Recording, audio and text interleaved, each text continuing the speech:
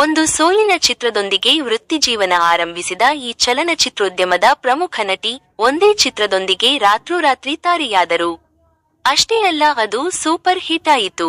ಈ ನಟಿ super star ನಟರು ಮತ್ತು ಯಂಗ್ ನಟರೊಂದಿಗೂ ರೊಮ್ಯಾನ್ಸ್ ಮಾಡಿದ್ದಾರೆ.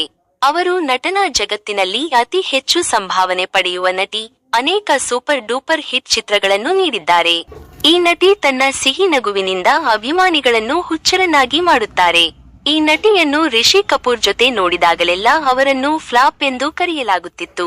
ಚಲನಚಿತ್ರೋದ್ಯಮದ ಆ ನಟಿ ಬೇರೆ ಯಾರೂ ಅಲ್ಲ, ಲಕ್ಷಾಂತರ ಜನರ ಹೃದಯ ಬಡಿತ ಮಾಧುರಿ ದೀಕ್ಷಿತ್. ಅವರು ತಮ್ಮ ವೃತ್ತಿಜೀವನದಲ್ಲಿ ತಂದೆ ಮತ್ತು ಮಗ ಇಬ್ಬರೊಂದಿಗೂ ರೊಮ್ಯಾನ್ಸ್ ಮಾಡಿದ್ದಾರೆ ಮತ್ತು ಆ ಚಿತ್ರಗಳು ಸಹ ಹಿಟ್ ಆಗಿವೆ.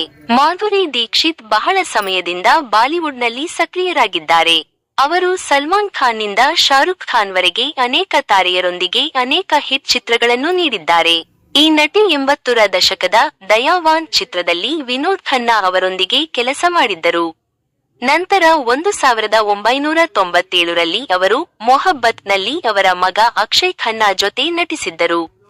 ದಯಾವಾನ್ ಚಿತ್ರದಲ್ಲಿನ ಮಾಧುರಿ ದೀಕ್ಷಿತ್ ಅವರ ಬೋಲ್ಡ್ ದೃಶ್ಯಗಳು ಬಹಳ ಪ್ರಸಿದ್ಧವಾದವು. ಆ ಸಮಯದಲ್ಲಿ ಇಬ್ಬರ ಬಗ್ಗೆ ಸಾಕಷ್ಟು ಮಾತುಗಳು ಕೇಳಿಬಂದವು. ಇಷ್ಟೇ ಅಲ್ಲ, ಈ ಚಿತ್ರದಲ್ಲಿ ಕೆಲಸ ಮಾಡುವುದು ತಪ್ಪು ನಿರ್ಧಾರ ಎಂದು ಮಾಧುರಿ ಸ್ವತಃ ಕೆಲವು ವರ್ಷಗಳ ನಂತರ ಒಪ್ಪಿಕೊಂಡರು.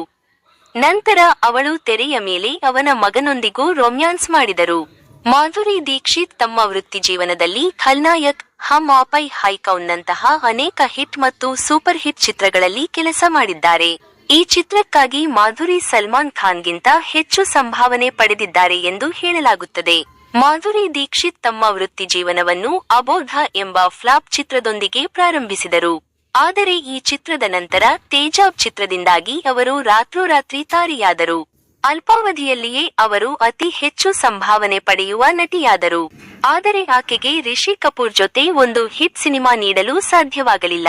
ರಿಷಿ ಕಪೂರ್ ಮತ್ತು ಮಾಧುರಿ ದೀಕ್ಷಿತ್ ತಮ್ಮ ವೃತ್ತಿಜೀವನದಲ್ಲಿ 3 ಚಿತ್ರಗಳಲ್ಲಿ ಒಟ್ಟಿಗೆ ಕೆಲಸ ಮಾಡಿದರು. 1993ರಲ್ಲಿ ಸಾಹಿಬನ್, 1995ರಲ್ಲಿ ಯಾರಾನಾ ಮತ್ತು 1996ರಲ್ಲಿ ಪ್ರೇಮ್ ಗ್ರಂಥ. ಈ 3 ಚಿತ್ರಗಳು ಭಾರಿ ಸೋಲು ಕಂಡವು. ಈ ಜೋಡಿಯ ಕೊನೆಯ ಚಿತ್ರ ಪ್ರೇಮ್ ಗ್ರಂಥ ಭಾರಿ ಸೋಲು ಕಂಡಿತು. ಚಿತ್ರದಲ್ಲಿ ಇಬ್ಬರೂ ಸೂಪರ್ ಸ್ಟಾರ್ಗಳ ಜೋಡಿ ಪ್ರೇಕ್ಷಕರ ಹೃದಯ ಗೆಲ್ಲಲು ಸಾಧ್ಯವಾಗಲಿಲ್ಲ. ಈ ಚಿತ್ರದ ನಂತರ ಮಾಧುರಿ ಮತ್ತು ರಿಷಿ ಕಪೂರ್ ಅವರಿಗೆ ಫ್ಲಾಪ್ ಜೋಡಿ ಎಂದು ಹಣೆಪಟ್ಟಿ ಕಟ್ಟಲಾಯಿತು. ಇದು ಇವತ್ತಿನ ಅಪ್ಡೇಟ್ಸ್ ಆಗಿದ್ದು, ಇನ್ನು ಜಾಸ್ತಿ ಅಪ್ಡೇಟ್ಸ್ ಪಡೆಯಲು ನೋಡ್ತಾ ಇರಿ ಎಂಟರ್ಟೈನ್ಮೆಂಟ್ ನ್ಯೂಸ್ ಚಾನೆಲ್.